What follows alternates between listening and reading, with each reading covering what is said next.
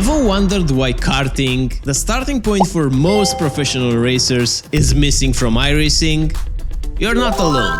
There are some specific reasons on the topic, but also some potential good news for the future. But before we get into why iRacing hasn't added karting, let's talk about how karting was implemented in other sims such as AMS2 or KartKraft. Both titles doesn't quite capture the full reality of karting. The main problem is that the kart feels too rigid, and if you've tried real-life karting at least a couple of times, you'll notice a difference.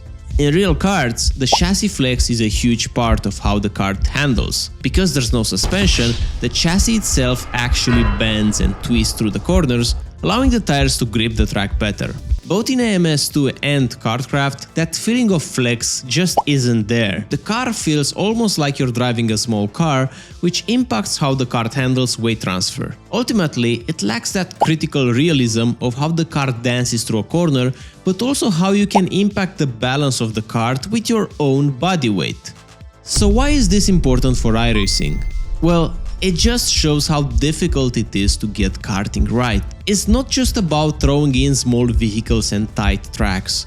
It's about nailing the intricate details of how karts behave. iRacing has built a reputation on being one of the most realistic sims out there, and they would need to make sure that karting meets the same high standard. After all, if a sim known for its realism released a karting model that felt off, it could damage their credibility.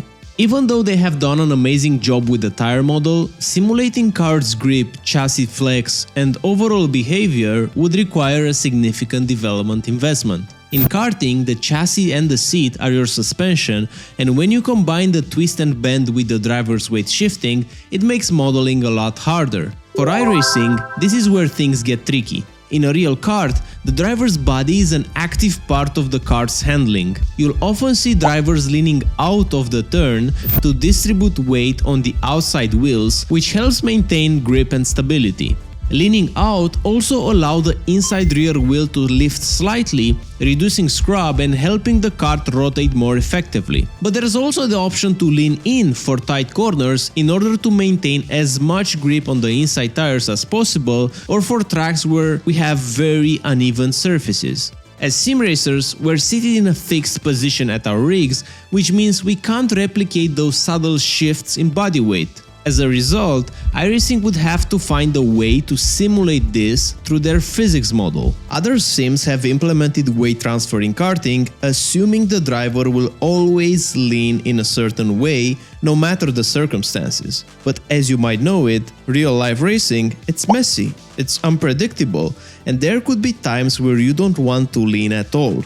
Additionally, for iRacing to get the chassis flex right, they would need to simulate an entirely new layer of physics for the way a kart's frame twists and bends under different loads. The problem is that this flex isn't static. It varies depending on how much force is being applied at a given moment.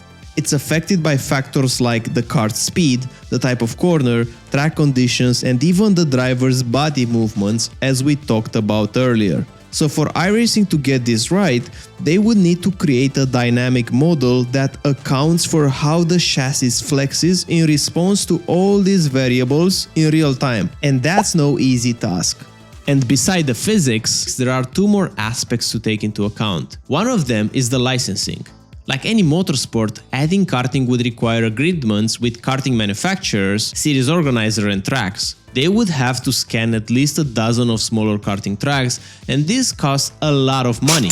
On average, the cost for just scanning a track can range from $100,000 to $200,000, and even though I'm sure a lot of us would love to see karts in iRacing, in the grand scheme of things, there are a lot of series more popular, like GT3 and Formula. So the limited demand in the sim racing community is the third factor that is delaying iRacing at the moment.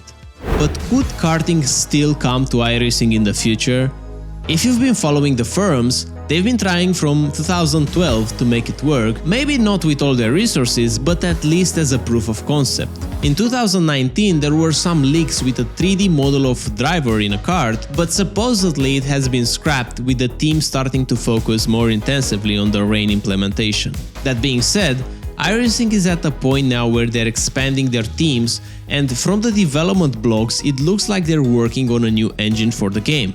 They're redoing the UI, the graphic engine is in the works for a more modern look, and their physics engines as well. That to me is a good sign for the hope of ever seeing a proper karting implementation in a game. When you're making a change at the framework level, it's hard to add new things without breaking everything else. But when you're building a new framework from scratch, as they might be doing, then the possibility of making it happen is a lot higher. And I do believe iRacing has a talented team that can pull this off, but for the moment, with the current engine, it's likely not going to happen.